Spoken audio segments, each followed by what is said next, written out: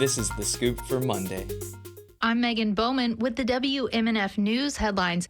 President Joe Biden has dropped out of the presidential race. And while he almost immediately threw his support behind Vice President Kamala Harris, two big names, former House Speaker Nancy Pelosi and former President Barack Obama, notably withheld their endorsements. The AP's Sagar Meghani has more on the president's announcement. The president's decision comes weeks after a disastrous debate against Donald Trump. Democratic allies had been urging the 81-year-old to step aside. He'd insisted he would stay in the race, arguing he was best positioned to beat Trump.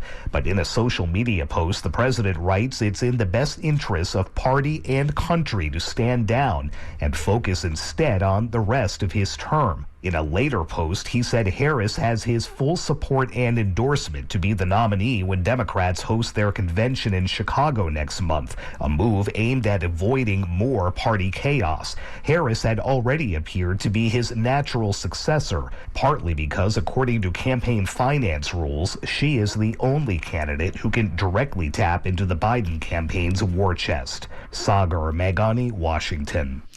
And in a statement from Harris, she thanked Biden for his leadership as president and said it was an honor to serve as the vice president. She said, quote, "With this selfless and patriotic act, President Biden is doing what he has done throughout his life of service, putting the American people and our country above everything else." She added that she's honored to have Biden's endorsement as the new nominee and that she intends to, quote, "earn and win this nomination." The Hillsborough Democratic Party also released a statement following Biden's announcement yesterday, extending gratitude to the president for his, quote, "transformative leadership," and saying his accomplishments will rival any president in our lifetime. They added that with only 100 days until the election in November, their challenge is to continue the work of the Biden-Harris administration. And candidates for 4 Tampa District State House seats spoke at a political forum in Ybor City on Friday. WMNF's Chris Young reports, for the most part, candidates stayed on their expected party lines while discussing issues like gun control, abortion, and local ordinances. Candidates from District 63, 64, 65, and 67 gathered at the Tampa Tiger Bay Club.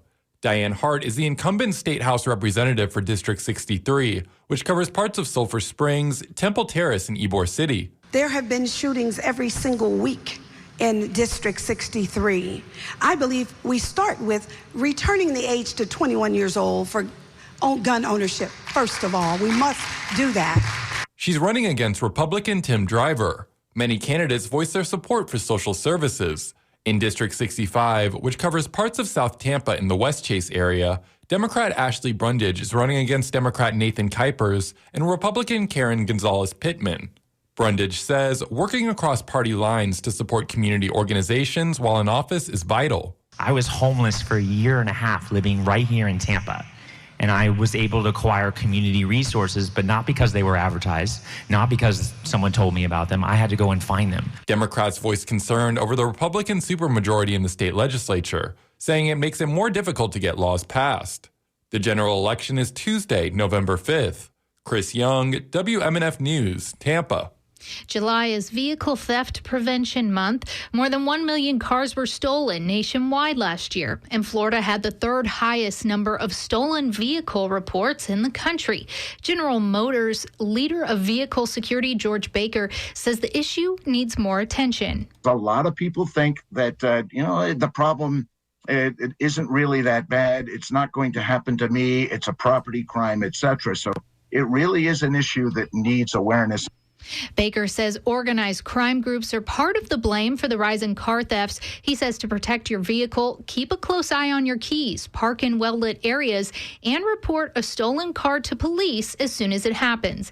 Baker also says programs like OnStar, which provide tracking services, can help prevent vehicle thefts. For weather, expect clouds this morning and thunderstorms this afternoon with a high of 93 and some showers tonight with an overnight low near 77. Tomorrow, more showers and thunderstorms and a high near 89. I'm Megan Bowman with the WMNF News headlines. This is The Scoop, recorded at WMNF Tampa.